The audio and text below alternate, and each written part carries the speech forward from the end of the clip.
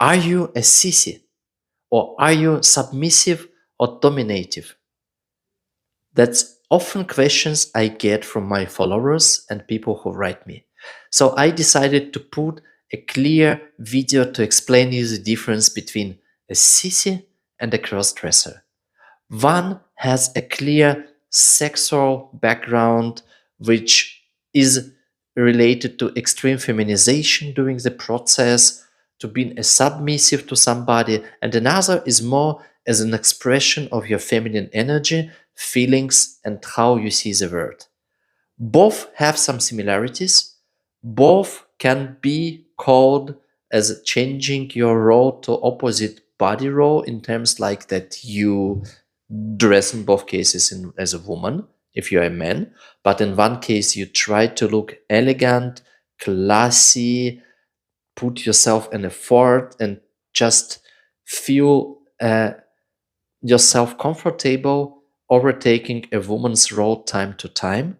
And this gives you balance, stress relief. It does not have anything to do with your sex orientation. It does not have anything to do with your desires to transgender or transform to your full-time a woman. So this is a classical cross-dressing where we just feel a need to look feminine time to time, to do makeup, do your nails, put a nice hairstyle, put a wonderful dress, and like that, maybe go to theater, maybe stay closed and spend an evening like that.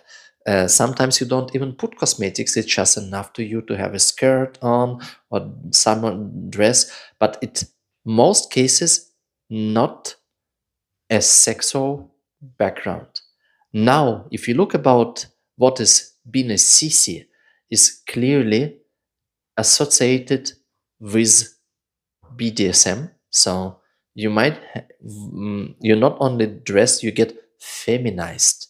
It might be that you get feminized with a very or extremely slutty look. You get turned on by the understanding that you will be owned by somebody.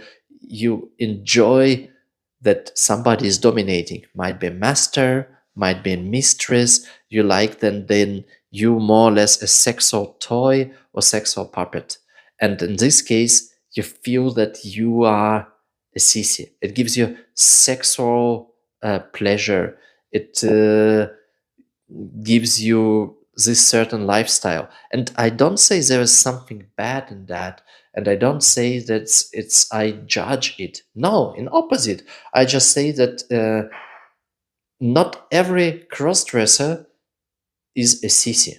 So crossdressing has different thoughts behind. It's a little bit deeper, but it doesn't mean that a crossdresser cannot be a sissy. It can, absolutely, because sometimes if you get feminized, it might give you also a sexual touch.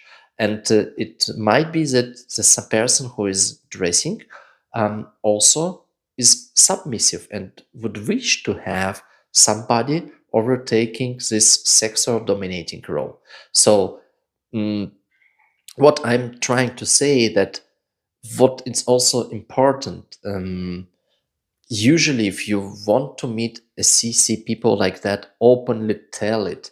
You can find them on a related, I would say BDSM fetish pages where they clearly say, I want to be dominated and whatever. They write to dominus mistresses and make an appointment with them and express it. If you write this to a normal person who is like me or another crossdresser having a lot of interactions, some content media, and if you don't see they do it, asking something like this might be a little bit insulting, simply not because we are like glamour and don't like to be asked questions. No, because it's not gentle. It's like if you see a woman on the street and you come to her and say, hey, let's go and have a fuck, or hey, are you submissive? And you don't start conversations with people like that. For this, as I say, there's certain web pages available. So for me, clearly, is nothing bad to be a CC. And some people enjoy it, and I think lets them do it. Just you always need to treat people with a respect. Sissy would love to have this type of conversation. But if you are not, this might be very disrespectful. Thank you.